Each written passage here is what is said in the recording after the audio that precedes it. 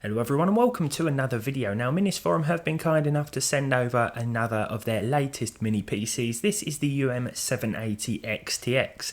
It features a Ryzen 7 7840HS 8-core 16-thread CPU. This one is configured with a 1TB M2 SSD and 32 gigs of 5600MHz DDR5.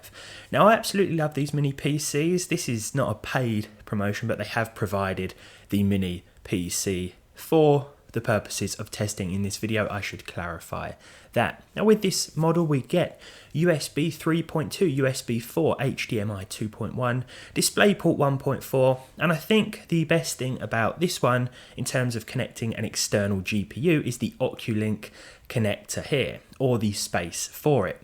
We actually get this adapter in the box. Now Oculink provides more bandwidth, I believe, so if you're hooking up an external GPU, you should get better performance from it. This is something I will be testing in another video, but in today's one I wanted to focus on the performance of the integrated 780M graphics in comparison to a GTX 1050 Ti, a legendary budget card that is still within the top 10 of the most popular GPUs according to the Steam hardware survey.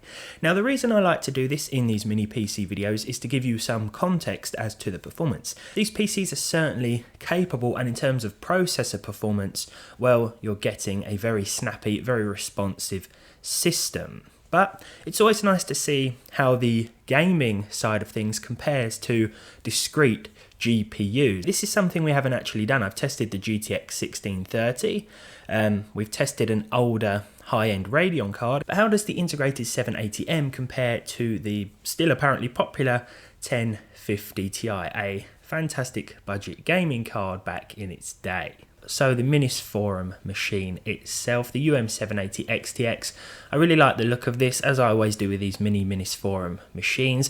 When you turn this one on, you might be greeted with this RGB display here. That is because we have this slide sheet thing that goes underneath of a Tiger, which looks pretty cool when the lights are all going. Minisforum did provide a new BIOS for this, which allows us to turn this off. So if you don't like it, you can turn it off. I mean, I like to leave it on, and Minisforum were kind enough to provide a custom slide sheet for my unit, so look at this. The channel logo lit up in multiple colours there. So for the comparative setup, I'm using my i5-12400F, but I'm using it in a motherboard that supports DDR5. So we're using the same 5600MHz DDR5 in dual channel mode here with the 1050 Ti, just to make it a bit more of a fairer test. We don't really have to worry about the CPU being different because the GPU is the limitation anyway. The only change I've made to the mini PC is selecting 4 gigs of assigned VRAM in the BIOS, but I've left the out-of-the-box performance as is, so I haven't touched anything else. Now it's always worth remembering, of course, that mini PCs and traditional desktops are targeted towards two different audiences. You could build a cheaper PC with a card like a 1050 Ti, but if you want a mini PC and you're wondering how well it performs, well, hopefully this will give you a good idea. So Cyberpunk is up first. I've kept everything at native resolution throughout in order to try and maintain a fairer test. The 1050 Ti hit 35 FPS on average with a 1% low of 27 and a 0.1% low of 24, so pretty consistent in terms of the frame rates there. However, the 780M with its out-of-the-box configuration, aside from the allocated VRAM of course, is hitting 52 frames per second, although we do come off a little worse in terms of those percentile lows. Next up we have Red Dead Redemption 2 with the ultra textures, everything else set to lowest, the geometry LOD at max, the grass LOD at 2 out of 10, and here we're seeing 51 FPS with the 780M graphics. The 1% low was 43 and the 0.1% low was 25. The 1050 Ti saw 40 FPS, so about 11 frames less on average, though once again there was a little more consistency, I feel, with those percentile figures. Even though that 1% low was higher with the 780M, the 1 and 0.1% lows were close with the 1050 Ti, but I think it's a very impressive result from the 780M within the UM780 XTX. Now I knew we'd have trouble with Starfield, but I just had to try it because this is a game that came out this year, and of course it didn't exactly run well, especially on lower end graphics hardware. With the 780M we were seeing 29 frames per second, so almost 30 here, with a 1% low of 23 and a 0.1% low of 15. The 1050 Ti hit just 19 frames per second with a 1% low of 15 and a 0.1% low of 12. This is with the newest beta update, which introduces a few more features and generally improves performance from what I've seen on lower end hardware. It also adds frame generation, which can be very handy for those more modern cards.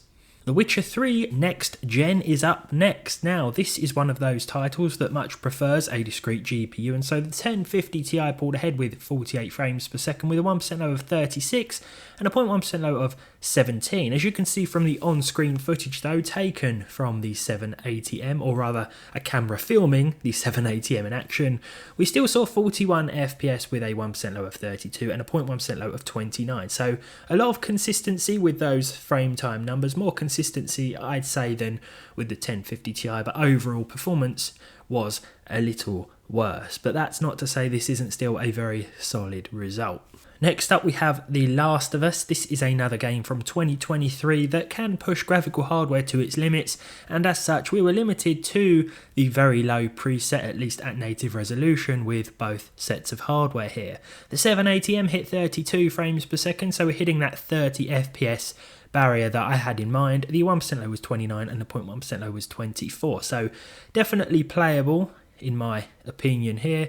The 1050 Ti 29 FPS, so ever so slightly lower, but again those percentile lows were also pretty good. Not quite as high as with the integrated graphics, but a close result for this one. Forza Horizon 5 up next. Now this performs really well on the 780M, 87 frames per second on average with the medium preset and TAA enabled. There were a couple of dips and drops here and there, but overall this was excellent performance I feel, and in comparison to the 1050 Ti's average, well, we hit at least 20 frames per second more.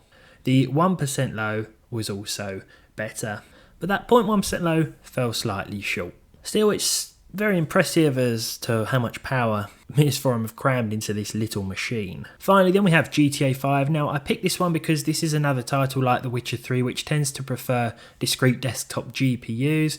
It was hitting well over 100 FPS with the 1050 Ti, 133 in fact, but the 780M was still offering up a decent result with 88 frames per second and some respectable percentile lows as well. This has been one that I've tested in the past that generally doesn't work as well on iGPUs, maybe because it's an older game, I'm not sure, but that's that.